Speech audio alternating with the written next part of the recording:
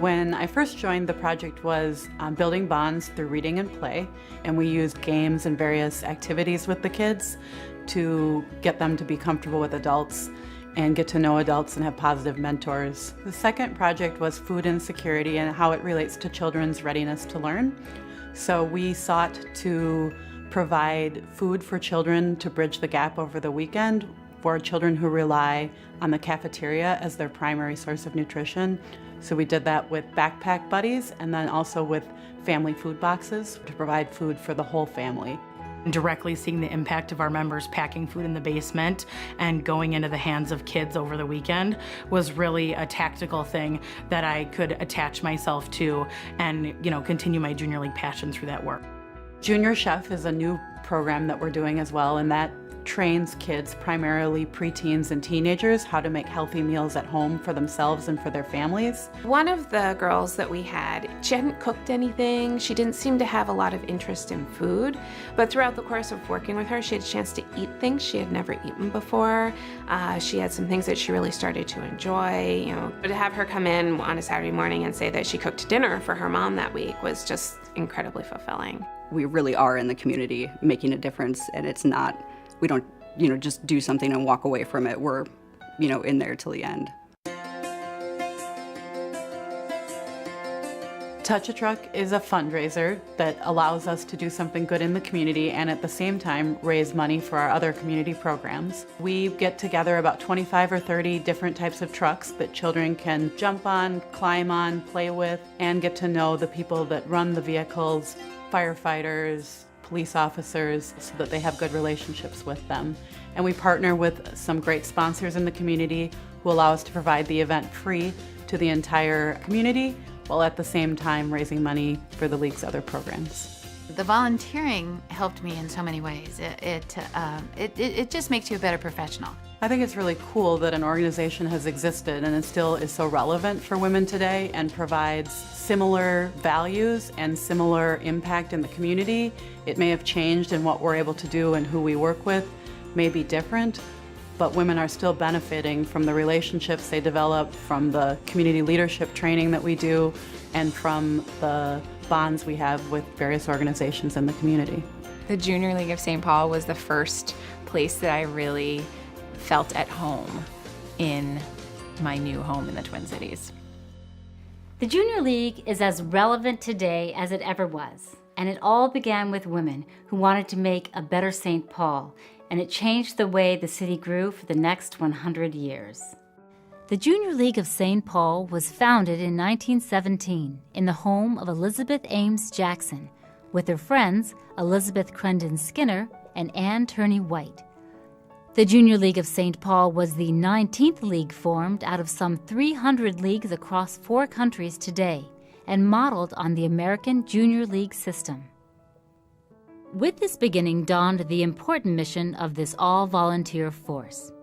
The Junior League of St. Paul is an organization of women committed to promoting volunteerism, developing the potential of women, and improving communities through the effective action and leadership of trained volunteers. Its purpose is exclusively educational and charitable. In its earliest phase, the Junior League of St. Paul provided volunteers for the World War I Red Cross Relief Campaign and Community Chest, now the United Way. Then, in the 1920s, the Junior League decided it needed a project of its own. Leela Paluda, daughter of founder and first president Elizabeth Ames Jackson, recollects. I have a very distinct memory of walking about 4 blocks from our house on Grand Hill to the convalescent home that the Junior League started. The idea was that women who had large families and tremendous household responsibilities shouldn't have to go from the county hospital when they'd had surgery or even with a new baby directly home, that some of them needed a respite. So the Junior League rented a house on the corner of Kent and Summit, but I can remember walking over with my mother to see how things were going. In 1933, at the request of the Children's Hospital, the Junior League created the Children's Hospital Association to support a free bed fund for needy children. The league mounted a citywide membership drive and sponsored ice shows, hockey games, and other fundraisers to support the hospital. This child of the St. Paul Junior League, funded the first outpatient clinic for poor children, funded the first intensive care intensivist, funded the first child abuse program, which has become a national model. In all that we do, collaboration with community partners is key, and in 1992, the collaboration with children's hospitals was rekindled. We also surveyed the members to find out what the top 3 issues in the community were, the unmet needs. And everyone we went to kept saying child abuse, child abuse. So we spoke to Dr. Carolyn Levitt, the founder of the Midwest Children's Resource Center at Children's Hospitals and Clinic in St. Paul, and a national leader on shaken baby syndrome. Well, Carolyn's initial reaction was that the complexity of the issues with child abuse and the families and how people find themselves is very, very difficult, and perhaps might be beyond the ability of volunteers to work with. And so I heard her, and I said, well, let me tell you a little bit about the Junior League. So the Junior League jumped in and created a multi-tiered program to address the prevention of shaken baby syndrome. We called it Awareness, Advice, and Advocacy, the Child Abuse Project. Through that project, the Midwest Children's Resource Center was able to develop a wonderful partnership, almost being able to share the burden of child abuse, to make it a broad community focus, to be able to prevent child abuse, and to do that through the wonderful partnership with the Junior League. In addition to many educational efforts, one of the most impactful pieces of the project was a video called Portrait of Promise. Since we helped create the video in 1992, it has been approved by the American Pediatric Association, and over 190,000 copies have been sent to hospitals nationwide. In the late 1930s, the League saw a need for recreational and educational activities in growing communities. Our history and roots go directly back to the Junior League. In the 1930s, the Junior League was looking for a community service project. The Junior League decided to choose Miriam Park, Midway area, to do a program, an experiment in group services for youth. With $12,000 from the Junior League, St. Paul Community Services was founded. It was later called Miriam Park Community Services and is now known as Keystone. Without the Junior League, the organization would have never been formed. In 1948, the League helped create another St. Paul institution in a joint effort with the Minnesota Society with Crippled Children and Adults and Wilder Charities, the St. Paul Rehabilitation Center. The League provided funds, volunteers, and publicity for the rehab center until 1954. This service is now called LifeTrack Resources, a vital St. Paul organization serving over 10,000 people a year in rehabilitation, family, and employment services. In 1961, in another project addressing health and welfare needs, the Junior League spearheaded preschool vision and hearing testing of 4-year-olds. We called it the Eye and Ear Alert Program, and it was the precursor to our current health checks for incoming kindergartners, now a statewide standard. In the 40s and 50s, the Junior League turned its attention from social welfare to arts, education, and children. The members put on theater and puppet shows and produced culturally rich radio and TV programs for children. But perhaps the League's greatest arts contribution started in 1949 when we did a citywide arts survey, an idea we got from our national Junior League affiliation. We knew that the arts in St. Paul were floundering. They were floundering for funds. And so we decided to hire a survey. I think it was called Community Survey Services. And we got some funding from the Hill Foundation. And we did the survey, and they suggested that we put the arts under one roof. Through the intervening decade and a half, the League donated more than $40,000 and countless hours of service to help create the first Arts and Sciences Center at 10th and Exchange. It opened in 1965. It was an experiment, very much an experiment. St. Paul had always been a human services town, and this was really the first time that arts were coming into St. Paul. Another outgrowth of the Arts Survey was the St. Paul Art Council itself, now United Arts, which has produced decades of growth in the arts in our city. The Junior League of St. Paul continued to support arts and sciences efforts with the new buildings as they were built. In the early 80s, the Junior League recognized a new set of needs as St. Paul welcomed a large influx of Hmong immigrants. With a culture lacking a written language yet rich in storytelling, the Junior League knew that the beautiful story cloths the women produced could be an avenue for economic development. The Hmong Art Project had these goals. To use their artwork and be able to train them and work with them so that they might begin to sell some of it so that they could earn some money. And another benefit was that they might learn some better English in order to communicate as they are trying to sell things. And it indeed did that. The Junior League Hmong Art Project won a national award, which led to a community forum to discuss the broader needs of the Hmong population in St. Paul and beyond. Across Minnesota, the Hmong women and their families continue to sell their beautiful and unique crafts. The project itself lasted only 3 years, but its effect was longer lasting.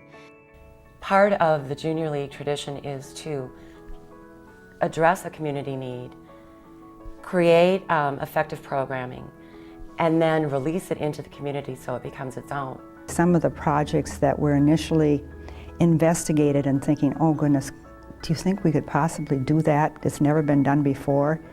And here they've become staples in the community.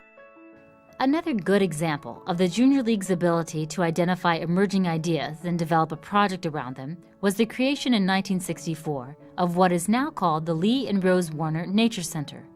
It was a three-way cooperation. The Science Museum of St. Paul, Wilder Foundation, and then the Junior League. And we were to provide, of course, the money, the volunteers, and help with developing the program, and then to be trail guides. Even within the league, this was a real departure to be out in the woods. You know, it was, what are we doing there? It was education at a time you didn't hear environmentalism, you didn't hear ecology. We were the first year-round nature center in Minnesota, and we were one of the first in the country. The Junior League also had a hand in the growth of education in St. Paul. In the 70s, the Junior League brought to St. Paul the Bucket Brigade. It was just that, a bucket with tools inside the bucket. You went to any school you went to, they signed onto the school, brought them into the program, and you did a one-to-one tutorial. And whatever this child was lagging behind in, that's what you worked with. And it was amazing. Twice a week, 15 minutes, and that's what it took. And it was unbelievable. The amount of effort you put in was so small and the reward was huge. The Junior League also developed the Omnibus Curriculum, a program for gifted and talented youth to schools across the area. For its 80th anniversary in 1997, the Junior League of St. Paul wanted to give a permanent physical gift to the city. So we said, let's do something that is building for the future and yet honors all of the past foundation that the League has laid. And we worked with the city and determined that the city would like to have a kiosk for the riverfront, which served as an information center, kind of the gateway to the riverfront, to use as a spot for people to come first off of the Wabasha Street Bridge and then be able to enter the park. We partnered with Women's Advocates, a battered women's shelter in St. Paul. We've worked on physical improvements, taking the shelter from a sterile environment to one whose physical space is welcoming and warm. In addition, we've created a volunteer program where there was none. Part of the outcome is the impact on the building and the work you did on the rooms. But the impact of coming and reading with the children, I mean, those, I wish I had a picture for every time I walked downstairs and saw somebody from the Junior League sitting with 3 or 4 kids around and reading a book. It was a win-win all the way down the road as far as I could see. It was fabulous. We hope our lasting impact is both our projects and the many trained volunteers we send into the community. I think probably the biggest contribution is turning out committed, wonderful volunteers that go into other projects in the community.